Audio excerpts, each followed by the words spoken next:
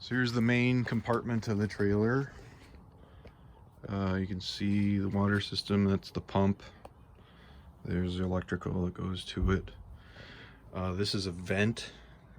This thing has to be vented, or else, you know, the pressure gets too much and it screws up the pump.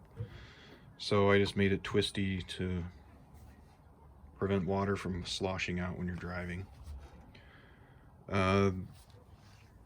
This is basically the gray water tank. I put this under the sink to catch the water that comes out from the faucet. This is the shower, all the box and hoses and gas line is in there. And then this, I have my stove in there and just some other bins. I don't use much in here really. This has magnets on the bottom, so it's sturdy in here. And this is the shower tent. So the slide out is popped out all the way right now. And the fridge is off. Here's the pop-up table.